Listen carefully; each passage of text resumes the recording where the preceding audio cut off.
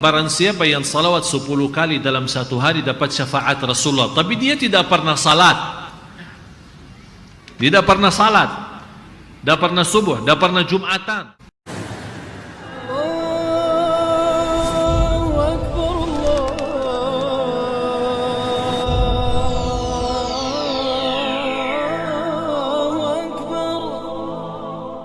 Rasulullah sallallahu alaihi wasallam sudah menjelaskan di hadis yang sahih, man shalla alayya marratan, man shalla alayya 10 marratin kutibat lahu syafa'ati yaumil qiyamah. Barang siapa yang salawat kepadaku 10 kali saja dalam satu hari dapat syafaatku.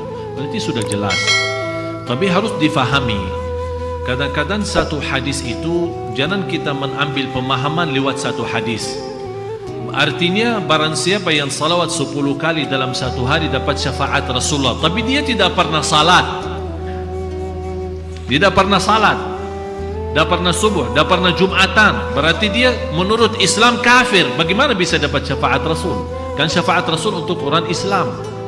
Oleh karena itu harus kita fahami dan posisikan. Kalau maksudnya orang jaga amal salih, jaga salat, jaga taqwa, di samping itu dia berbanyak salawat kepada Rasul, pasti mendapatkan syafaat Rasul. Syafaat Rasul ada dua sisi. Ada syafaat Rasul sebagai saksi, saksi baik bagi kita. Jadi Rasul akan menjadi saksi baik bagi kita karena kita orang salih, orang jaga amal taqwa, jaga keimanan. Rasul akan menjadi saksi. Yang kedua, syafaat Rasul akan minta tolong Allah untuk diampuni dosa kita. Berarti Rasul akan menjadi saksi baik bagi orang salih dan menjadi membawa syafaat bagi ahli maksiat dan dosa. Faham?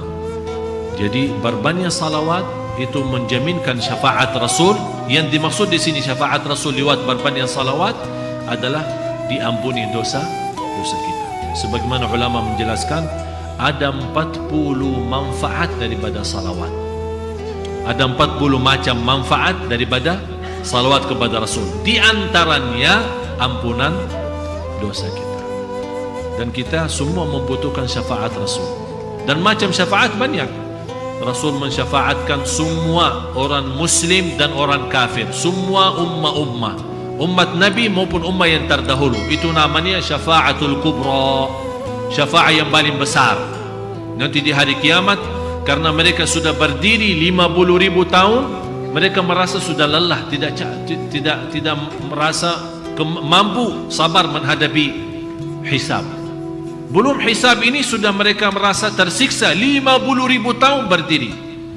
Oleh karena itu mereka lari kepada para nabi, datang kepada Nabi Adam. Nabi Adam menjawab, diri sendiri saya tidak bisa bantu.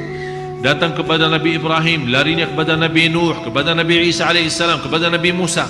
Semua tidak ada yang bisa bantu. Sampai akhirnya seluruh umat manusia, sejak umat yang dulu sama sekarang, larinya kepada Nabi Muhammad, ya Rasulullah, tolong bantulah kami supaya Allah mulai hisab. Karena kita sudah capek berdiri 50.000 tahun. Disitulah Rasul sujud di hadapan Allah dan memuji Allah dalam sujud. Kata Rasulullah, di saat itu Allah gerakkan lidah saya memujinya yang tidak pernah dipuji oleh siapapun sebelumnya.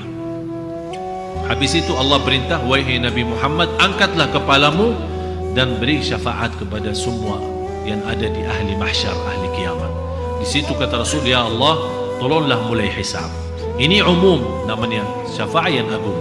Ada syafaat lagi yang Rasul minta tolong Allah memaafkan sebagian ahli neraka yang masuk surga. Ada sebagian dari umatnya yang dihukum masuk neraka. Jadi Rasul minta tolong Allah, namanya syafaat pindah dari neraka masuk surga. Ada syafaat ahli surga sendiri.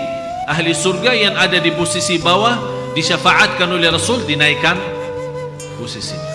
Berarti ada macam-macam syafaat. Tapi yang jelas memang berbanyak salawat menjaminkan syafaat Nabi Muhammad sallallahu alaihi wasallam. Tapi jangan hanya salawat tapi tidak salat.